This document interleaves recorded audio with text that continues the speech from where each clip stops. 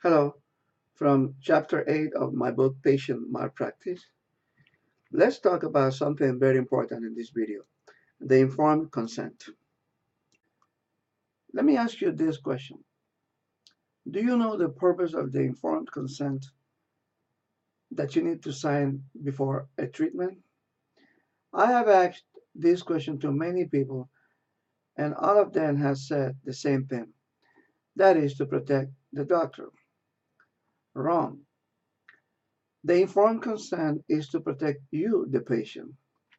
A doctor doing a needed retinal detachment surgery doesn't need to be protected the way you think. The one who needs to be protected is you from a malicious doctor coercing you, setting you up for a retinal detachment surgery that you don't need. Let's see one of the references in my book that explains the definition. Ebantia Sakalari. Informed consent is a process which guarantees the patient's freedom, privacy, and safety. Let's go to that beautiful article. Avantia Sakalari, University of West Africa.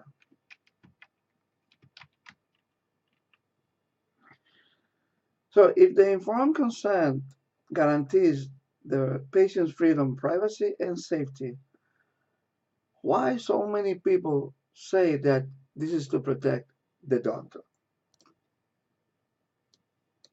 Let's continue with the article. Patients' right to information, the concept of informed consent. 1994 Declaration of the Promotion of the Patient's Rights in Europe. Every person has the right to receive information about one's own condition. The problem is that your patient rights are not guaranteed because it is legal for a doctor to write the diagnosis to the medical records and not inform you, and that is called therapeutic privilege, and I will talk to you about it in another video. And it is also legal for doctors to write one thing to the medical records and tell you another with the excuse of not using complicated medical journals. If you still think that writing diagnosis and not telling the patient is illegal, just take the Read Your Medical Records Challenge and good luck when you start to sue for not being told your diagnosis. Also, you can ask the FBI and the CIA if they have ever seen such a thing as evidence of non-disclosure. How you would prove the court that a doctor did not tell you. To solve the problem and inspired by the wonderful story of Tricia Torre, I invented the logic model of the informed consent. Let me explain it to you. The logic model ensures a patient's fully informed consent. L. Listen to the doctor's diagnosis, not only the procedure risks and alternatives and benefits, the why. It's more important. Obtain a copy of your medical records and compare to what you were told, in case the doctor has been telling you one thing and writing another. Google the diagnosis, procedure risks, everything. With the records and your Google, get a second opinion with some better expert. If the information is validated and certified, your consent is legal to be signed. Right now, most of you have been doing only the C, signing for that surgery. Some of you are not getting the listen because doctors sometimes hide diagnosis in the medical records and don't tell. Most of you are not obtaining a copy of the medical records. Most of you are not Googling if you're not obtaining a copy of your medical records. And You're not getting a second opinion because even if you got 3 or 4 opinions, if you did not take the medical records with you, those second opinions were in vain. So without Google and without a copy of the records and without the listen, you haven't been getting the eye of the information. But of course, you have been legally signing the informed consent.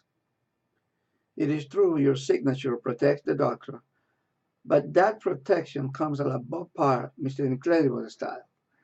Do you remember when he was sued because he saved someone who didn't want to be saved?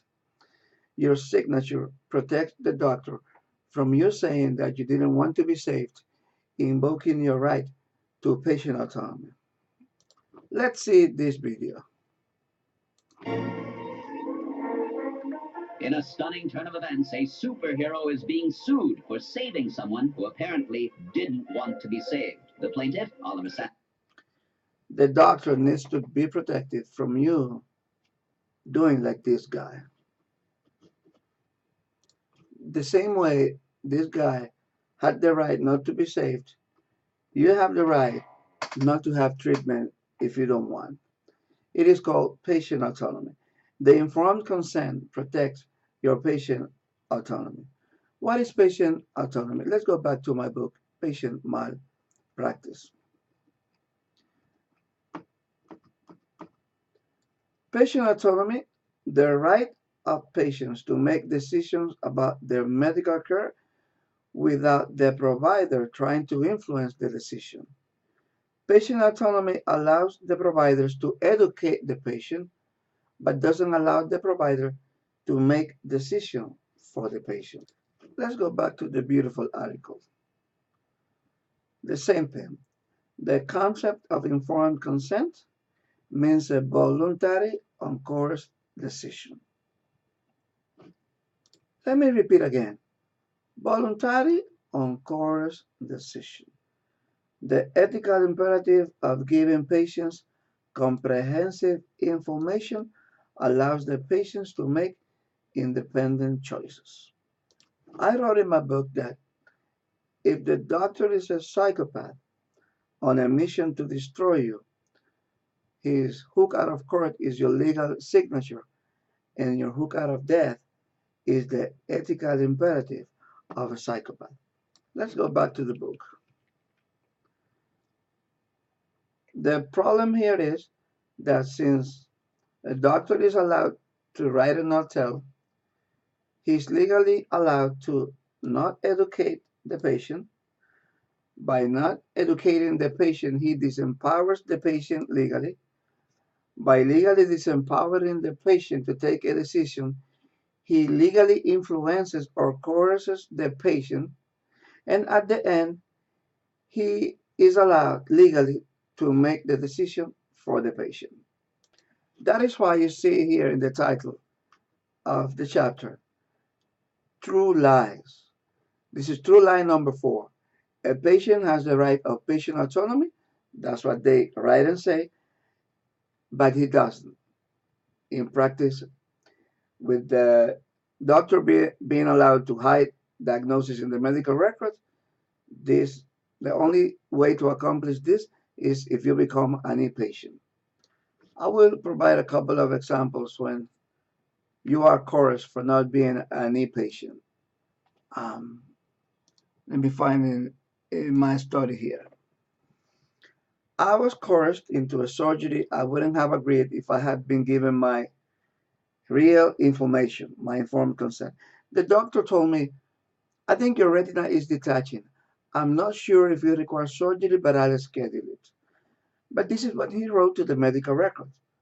Retinoschisis with questionable progression. Appears a slight bit progress since previous photos, suggesting possible combined radioschisis. Discuss possible need for surgery, and I understand. He also had an agenda with my left eye, the good eye, because when I asked him how is my left eye, maybe 6 or 7 times, all the time he would tell me your left eye is okay, but then he would write to the medical records, The 46-year-old male presents for evaluation of lattice degeneration in the left eye. The condition is stable. He also has a PVT. Incredible. He didn't give me my diagnosis for any of these ICD codes. He only told me about retinal detachment. He coerced me into a surgery I wouldn't have agreed if I had been given my informed consent. Another example that I mentioned is the one from uh, Trisha. She was told that the lab results took so long because two labs confirmed the result. But then when she requested her medical records, she read a different thing. Suspicious for most consistent with the clonality test is missing. So you see this as a proof that one thing is what a doctor can write and a different thing is what they tell you. That is why if the world wants to get serious about patient protection, no informed consent should be signed without a copy of the medical records. That is a suggestion from the article here. A variety of ways can be used in order to provide information to the patient, and better quality of informed consent could be obtained by combining oral and written information. The bad news is that this combination of oral and written will never happen. And the good news is that you can get this at any time. The only thing you need to do is to request a copy of your medical records. During your informed consent process, there is something that you request to the doctors that my advice is that you stop requesting that because I call it the Trojan horse. Let me show you. Healthcare professionals and patients should actively participate in the information process. That's fine. The provided information should be in a way which doesn't increase anxiety or decrease confidence. The information should be clear and simple. That's fine. What I call the Trojan horse is this part: avoiding medical terminology and technical expressions. Stop requesting the doctor to provide you with that Trojan horse. Avoiding medical terminology and technical expressions. In my book, I fixed that in chapter 11, chapter 10. What's more important, the explanation by the doctor or the name of the disease? So I amend it like this: provide information in a clear and simple way, avoiding medical terminology and technical expression, but always including the scientific name of the disease so the patient can go in full Google mode. We have to learn from the amazing story of Tricia Torre. Take a look how she could save her life. I began deciphering the lab results. I looked up various stains and results in Greek letters and medical terms. It became very clear to me that I didn't have cancer. Let me show you how my diagnosis of retinoschisis was explained to me by the doctor. Hmm, it's hard to explain. You have this split and this hole. Sometimes something happens, sometimes nothing happens. But when it happens, if your macula comes off, when your macula comes off, if your macula comes off. This terrorized me into surgery for almost 3 years. A surgery I wouldn't have agreed if I had read my medical records.